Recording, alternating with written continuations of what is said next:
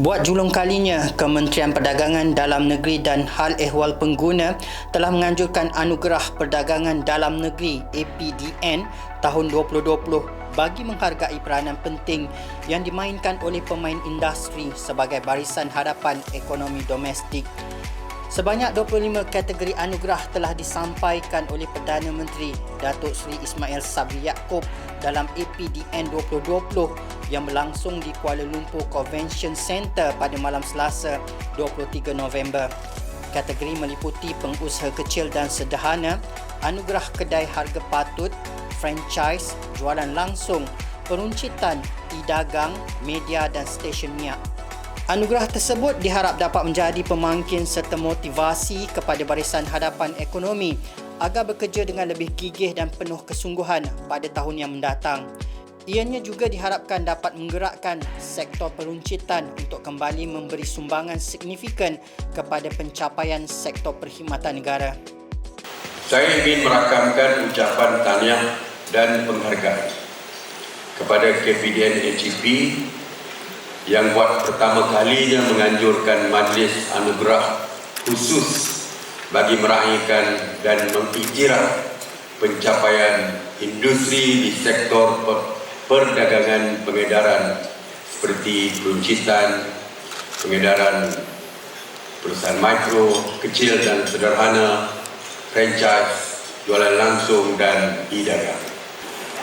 APDN 2020 ini telah dirancang bagi mengiktiraf pemain-pemain industri yang telah menunjukkan prestasi cemerlang dan telah berusaha menambah baik mutu perkhidmatan dan produk yang ditawarkan oleh pemain-pemain industri perdagangan dalam negara.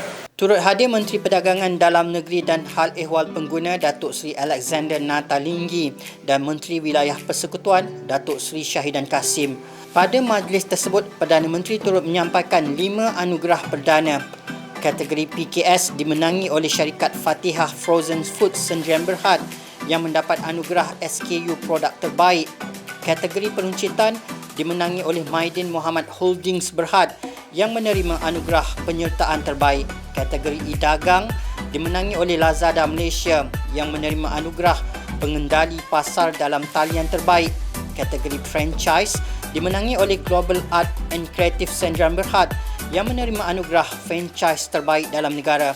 Sementara Shell Malaysia Trading Sdn Berhad menerima anugerah kedai sebeneka stesen minyak terbaik bagi kategori stesen minyak. Saya mewakili pengurusan Lazada berasa amat bangga dan bertuah dapat dianugerahkan PDN Anugerah Perdagangan Dalam Negeri pada tahun 2020 antara projek dan usaha kami dengan Kementerian Perdagangan Dalam Negeri di mana semasa COVID kami dapat membantu ramai IKS untuk menaik taraf perniagaan mereka daripada offline ke online. Untuk rekod, kerajaan juga akan memperhebatkan kempen Beli Barangan Malaysia KBBM dan program Jualan Malaysia PJM tahun hadapan. Kerajaan telah memperuntukkan sebanyak 33 juta ringgit di bawah bajet 2022 khusus untuk merancangkan semula sektor perdagangan pengedaran. KBBM telah mencatatkan impak positif kepada ekonomi domestik dengan nilai jualan barangan buatan Malaysia bagi tahun 2020 telah berjaya mencecah 3.3 bilion ringgit berbanding 2.87 bilion ringgit pada tahun 2019. PJM pula turut mencatatkan prestasi melebihi yang disasarkan iaitu sebanyak 100 bilion ringgit pada sukuk keempat tahun 2020 dengan mencatatkan nilai jualan sebanyak 135.9 bilion ringgit.